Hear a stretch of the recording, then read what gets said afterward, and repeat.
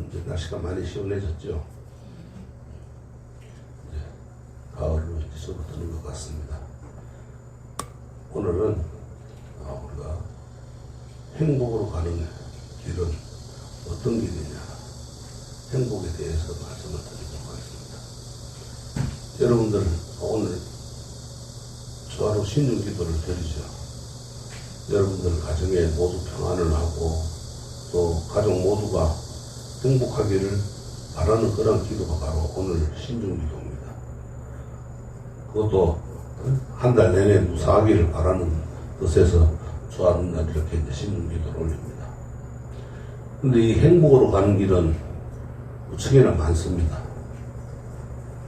그렇다면은 그 수많은 길의 시작은 어디일까? 어디겠어요? 행복으로 가는 길이 많은데 그 수많은 길의 시작점은 어디겠습니까? 우리는 가족을 떠올리지 않을 수가 없겠죠. 가족을 먼저 떠올리겠죠. 시작점, 가족이 편안해야 되는 거, 건강하고 무탈해야 되는 겁니다. 행복의 시작은 이 가족일 수밖에 없는 겁니다. 그러면은 가족을 행복에 이르게 하는 길에는 무엇이 있는가? 그리고 가족이 행복에 이르기 위해 무엇이 필요합니다. 분명한 것은 뚜렷한 이정표가 있어야 된다는 겁니다. 이 이정표를 제대로 따라가지 못하면 행복에 이르는 길은 멀고 겁나는 길이 됩니다. 그렇죠? 그 이정표대로만 잘 따라가면 되는데 이 사람들이 좀 간사해가 말을 안 들어. 그 이정표대로 안 가요. 안 가니까 고생을 하는 거라. 자, 너는 여기로만 가라. 그런데 거기로 안 가고 엉뚱한 길에 난 딴 일로 한번 가보겠어. 이러고 가다 보면 고생을 하는 거예요. 그러니까는 제대로 따라가지 못하면 행복이 이르는 길은 멀고 험나는 길이 되는 거라. 자, 오늘은 이 이정표를 따라가는 방법을 안내해 드리겠습니다. 어떻게 해야 이정표를 잘 따라가느냐. 이제 곧 추석 명절이 다가오죠. 원래는 참 유독 긴긴 무더위 장마가 지나가고 가족과 함께하는 명절입니다. 그러나 이제 명절을 가족이 함께 모여서 차례를 지내는 일보다 그 사이에는 어떤 일이 많습니까? 여행과 휴식의 시간을 보내는 사람들이 많아졌죠. 명절도 제사 차례도 휴가지에 가서 지내는 사람은 그나마 나은 거예요. 휴가지에 가서도 안 지내는 사람들이 있습니다. 자, 명절인데도 불구하고 서로 만나지 않고 개인의 시간을 가지려고 하는 그런 것은 무엇이겠습니까? 이 지구상의 인구가 얼마나 되는지 아세요? 몰라요? 이 지구상의 인구가 80억 명의 인구가 있다는 겁니다. 그만큼 무수히 많은 이유가 있을 겁니다. 그죠? 80억 인구가 있을 만큼의 이유가 있는 거예요. 기억을 되짚어 보면은 가족이 함께 모였을 때 불편했던 경험이 있었을 겁니다. 상대방을 고려하지 않는 말과 행동, 또 생각이 원인이 될 수 있습니다. 이 가족과 함께하는 명절을 보내기 위해서는 무엇보다도 화합에 대해서 잠시 생각할 필요가 있습니다. 부처님께서는 수행자들에게 화합이 되지 않는 일에 대해서 강하게 말씀을 하셨습니다. 이런 말씀을 하셨어요.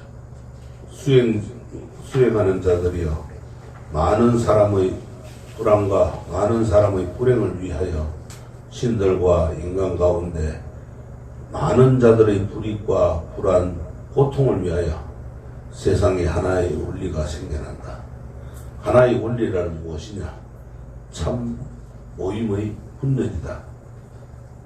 수행자들이여, 참 모임이 분열하면은 상호 정면이 있게 되고 상호 비난이 있게 되고 상호 모욕이 있게 되고 상호 단절이 있게 된다. 그 경우에 믿음이 없는 자들은 결코 믿음을 갖지 않게 되고 믿음이 있는 자들도 다르게 된다. 참 모임을 분열시키는 자는 영겁을 괴로운 곳, 지옥에서 보내게 된다. 불화를 즐기고 또 다른 비법에 머무는 자, 또 멍해로부터 안온과는 멀어져 참 모임의 화합을 깨뜨리고 영겁을 지옥에서 시달린다. 이런 말씀을 하셨어요. 이처럼 수행자들에게도 참 진짜 모임의 분열에 대해서 강한 경계를 말씀하셨습니다. 하물며 우리가 명절에 가족이 모인다고 하면 작게는 소수에서 크게는 제법 큰 모임이 될 수 있습니다. 그렇다면 가족과 함께하는 명절을 보내기 위해서 어떠한 마음을 가지면 좋은지 말씀을 드리겠습니다. 좀 전에 말씀드린 행복한 가정을 위해 이정표에 대해서 말씀을 드리고자 합니다. 이 이정표는 가족 구성원의 관계로서 부모와 자녀와의 관계는 어떤 것이 있고 반대로 자녀와 부모와의 관계는 그리고 이제 부부의 관계 어떻게 해야 하는지 말씀을 드리겠습니다. 가족 구성원의 관계를 되짚어 보면서 가족의 화합에 도움이 되고 또 이 화합이 가족을 행복하게 만들어가는 토대가 될 겁니다. 아무리 부처님 앞에 와가지고 기도를 열심히 하고 뭐하고 해도 이 화합하지 않으면 소용이 없는 거예요. 무용지물이에요. 그럼 이 화합이 되기 위해서는 어떻게 해야 되느냐? 부처님께서는 이 화합하는 것 참 모임에 대해서 이렇게 말씀을 하셨어요. 수행자들이여 많은 사람들의 이익과 많은 사람들의 행복을 위하여 또 신들과 인간 가운데 많은 자들의 유익, 안녕, 행복을 위하여 세상에 하나의 원리가 생겨난다. 하나의 원리란 무엇인가? 참 모임의 화합이다. 화합을 해야 되는 거예요. 수행자들이여 참 모임이 화합하면은 상호 쟁론이 없어지고 상호 비난이 없게 되고 또 상호 모욕이 없게 된다. 상호 단절이 없게 된다. 그 경우에 믿음이 없는 자들은 믿음을 갖게 되고 믿음이 있는 자들은 믿음이 더욱 깊어진다. 화합하는 자들은 돕는 참 모임의 화합은 행복이다. 화합을 즐기고 바른 부처님의 정법에 머무는 자, 또 멍해로부터 안온에서 멀어지지 않고 참 모임의 화합을 이루어 영겁을 천상에서 기뻐한다. 이렇게 참 모임의 화합을 위해서 말씀하신 채 세 가지 관계를 서술해 봅니다. 먼저 부모와 자녀의 관계를 살펴보면은 부모와 자녀의 관계의 핵심은 하나가 되는 겁니다. 하나가 된다는 것은 다른 사람의 몸에 피가 날 때 내 몸에도 피가 나는 것처럼 내 마음이 아프게 된다는 겁니다. 자녀에 대한 부모의 마음이 그러한 겁니다. 우리가 경쟁적인 삶에 시달리면은 시달릴수록 서로 걱정해주고 안식처가 되어주는 울타리가 중요하므로 부모와 자녀의 하나됨을 깨뜨리지 않고 유지해야 합니다.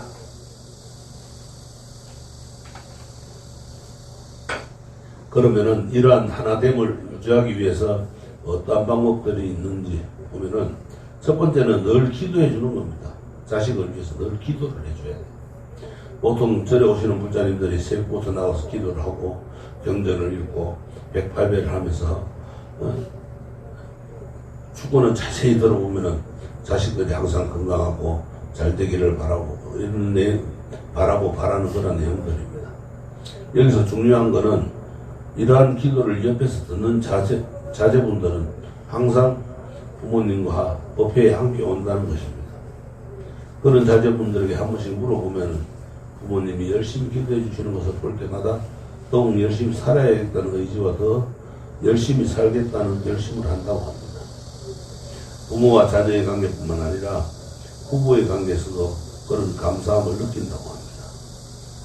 그러기에 가족을 위해서 늘 기도하는 그런 그가 삶이 되어야 됩니다. 늘 가족을 위해서 기도하지 않으면은 아무런 소용이 없는 거죠. 여러분들 가족을 위해서 기도하러 오신 거죠. 다 그릇이라고 믿습니다. 그러한 과정에서 분명히 좋은 에너지가 나올 것이고 그 에너지는 행복한 가정의 초석이 되는 겁니다. 두 번째는 자애와 위엄입니다. 자애로움과 따뜻함을 생각하면은 어머니가 생각납니다. 우리는 늘 어머니의 따뜻한 사랑을 그리워하게 됩니다. 우리는 각자 위치에서 살아가다 보면은 지치고 힘들 때가 많죠. 그때마다 어머니의 따뜻한 품이 그리워지게 됩니다. 어머니의 따뜻한 한마디는 생각보다 큰 힘을 주기도 하고, 하지만 따뜻함만을 따르다 보면 우리는 생각지 못한 실수를 할 때가 종종 있습니다. 그럴 때 묵묵히 지켜주는 분이 아버지가 아닐까 합니다. 잘못된 길을 가려 하며 힘든 길을 가려 할 때면은 아버지의 위엄이 필요합니다. 이 자애로운 사랑으로만 자녀에게 대하는 것도 좋지만은 적절한 엄격함을 보여줄 때 예의를 갖추게 됩니다. 세 번째는 칭찬입니다. 사람은 누구나 칭찬을 좋아합니다. 그렇죠? 칭찬은 고래도 춤추게 한다는 그런 말이 있듯이 칭찬을 받으면 기분이 좋아지고 또 기분이 좋아지면은 우리는 활기찬 에너지를 받습니다. 그러한 에너지는 우리가 신체적으로 좋은 호르몬을 만들어줄 거고 그러한 작용들이 신심의 안정과 또 행복을 느끼게 해줍니다. 가족일수록 그리고 가까운 사람일수록 우리는 칭찬에 다소 야박합니다. 당연히 내 마음을 알 거라는 작은 믿음이 가족이기 때문에 생기는 게 아닐까 이렇게 생각됩니다. 우리의 뇌는 가족일수록 가까운 사람일수록 점점 나와 같다고 느끼게 해준다고 합니다. 그러다 보면 자연스럽게 말을 하지 않아도 알아주길 바라는 겁니다. 그렇지만 많이 표현하고 구체적으로 전달하는 게 필요합니다. 야단보다는 칭찬을 많이 해줌으로써 싱그럽게 긍정적으로 자라게 해줍니다. 네 번째는 이제 사랑입니다. 자녀에게 부부가 서로 살뜰하게 사랑하는 모습을 보여주면은 어연중 자녀들은 부모의 모습을 닮게 됩니다. 옛말에 엄한 시어머니 밑에 엄한 시어머니 나온다는 말처럼 그 엄한 시어머니를 모시고 고생한 며느리가 나중에 며느리를 보면은 시어머니가 되면은 더 모진 시어머니가 된다는 겁니다. 자녀는 부모를 닮는다고 했어요. 그래서 더욱 사랑하는 모습이 많이 보여줘야 됩니다. 부부 간의 사랑이 싹트면 자녀들 또한 사랑을 알게 됩니다. 이제 다섯 번째는 종교입니다. 자녀들에게 성인의 말씀을 가르쳐줘 나중에 효도를 받습니다. 올바른 종교는 자녀들에게 올바른 가치관과 올바른 철학을 갖도록 가르쳐줍니다. 종교의 문을 열어줌으로써 보다 높은 삶의 가치를 알게 해줘야 됩니다. 그래서 부모와 자녀의 관계가 하나됨이 있으면은 자녀와 부모와 관계는 효를 빼놓을 수 없는 겁니다. 효는 부모에 대한 공경심을 바탕으로 따라서 자식 도리를 다 하는 겁니다. 여기서 이제 상황이라고 설화에 있을 때, 모실 때, 병이 났을 때, 또 돌아갔을 때, 추모할 때입니다. 자식을 사랑하는 것은 수행이 아니지만은 부모에게 효도하는 것은 수행이다라는 구절이 있습니다. 자식을 아끼는 것은 부모님들이 가지고 있는 그 고통의 연장선상에서 수행이라 할 수 없지만은 부모에게 효도하는 것은 그 애고를 역행하는 것이기 때문에 그 자체가 수행이라는 의미입니다. 보통 자식을 위하면서도 부모에게는 위로는 얻을 것이 없나 궁리만 하니까 그 반대로 하는 것이 곧 수행이라는 겁니다.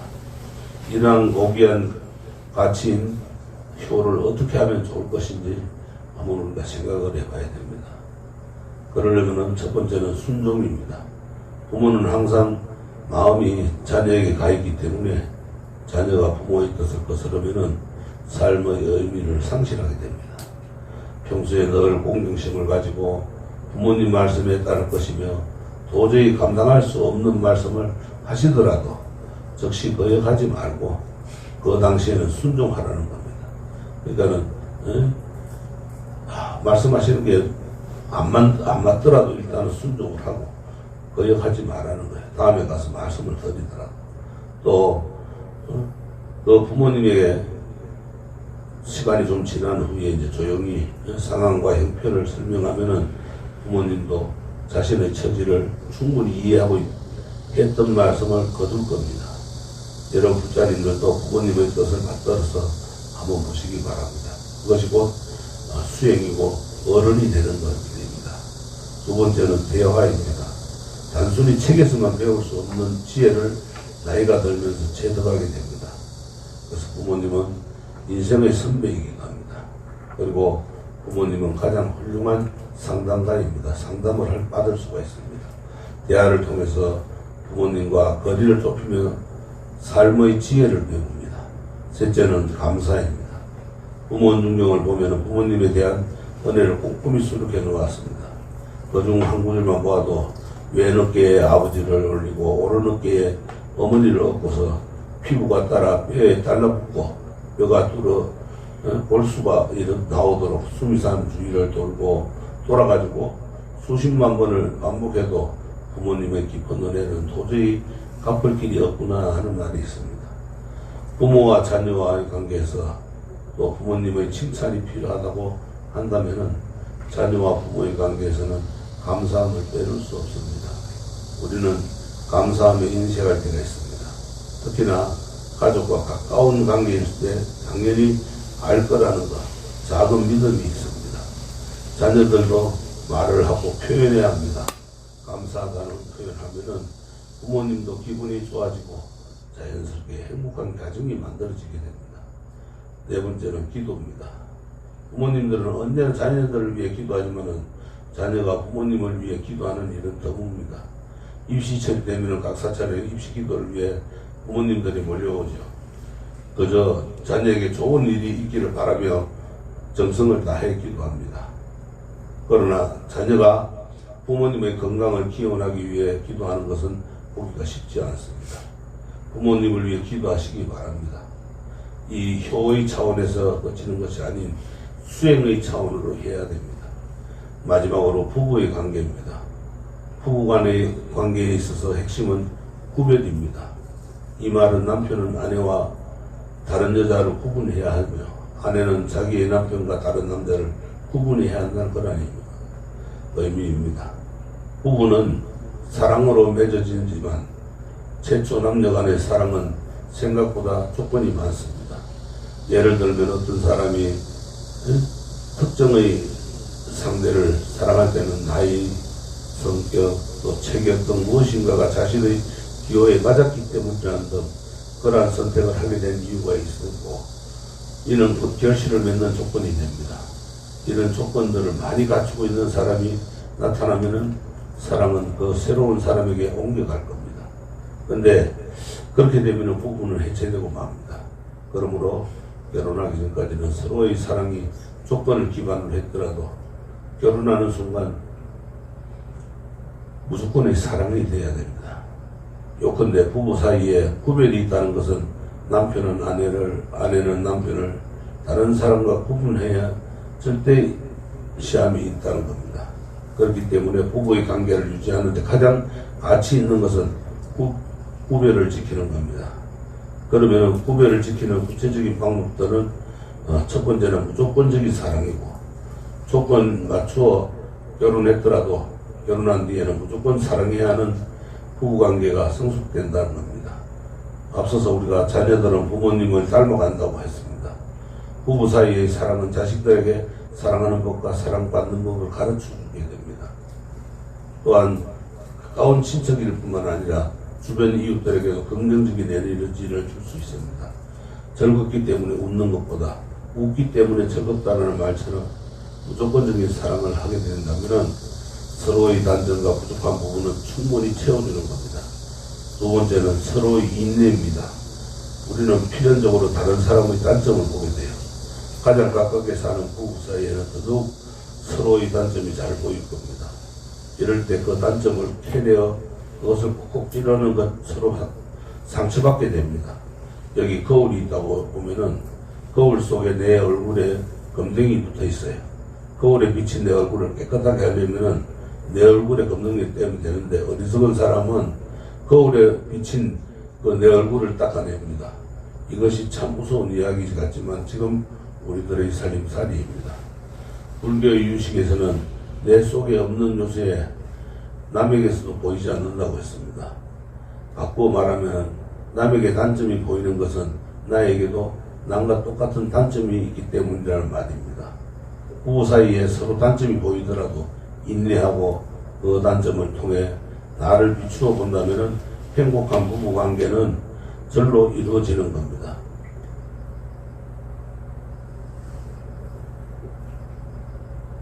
세 번째는 이제 항상 조심하라는 겁니다. 대부분의 사람들은 친해지고 오래되면은 격식을 잃어버리게 마련입니다. 격식을 잃으면은 그 틈에 균열이 생기고, 부부는 평생 함께 살지만은 그렇기에 더욱 조심해야 하고 깍듯해야 합니다. 우리가 안고 있는 상처들은 생각보다 가까운 사람에게 많이 받습니다. 하물며 부부라고 하면 제일 가까운 상대라고 할 수 있어요. 당연히 이해해 주겠지 하는 생각보다 더 배려해야겠다는 마음으로 상대를 아끼고 살펴야 합니다. 네 번째는 함께 수행하라는 겁니다. 개인적으로 가장 훌륭한 방법이라고 생각해요. 부부가 함께 종교를 갖고 수행하는 것이야말로 가정의 가치를 하늘까지 끌어올릴 수 있는 것이라고 봅니다. 지금까지 우리가 가정이 화목하고 행복해지는 실천 덕목을 나열해 봤어요. 다가오는 명절, 여러분들은 여행을 준비하든지 또는 여행은 본인의 행복을 위해 간다고 봐도 무방합니다. 그렇다면 진정한 행복을 위해 우리는 무엇을 노력하고 있겠습니까? 작고 소중한 행복은 수없이 많습니다. 그리고 가까운 곳에 찾을 수 있는 행복도 분명히 있습니다. 여러분들도 아시다시피 그 가까운 행복은 바로 우리 가족의 행복입니다. 여러분들은 다 여행 안 가겠죠? 누구나 행복을 원합니다. 그 행복은 멀리서 찾지 않기를 바라시기 바랍니다. 바쁜 일상에서 우리는 가까운 가족조차 마주하지 못하는 시대를 살아가고 있어요. 명절인 만큼 가족과 함께 즐거운 명절 보내면서 개인의 작은 행복을 찾고 큰 행복도 찾는 즐거운 그런 수행의 행복을 시간을 가져보시기 바라면서 여러분들 추석이 아주 행복한 그런 추석이 되시기를 한번 염원해 봅니다. 자, 선물하십시오.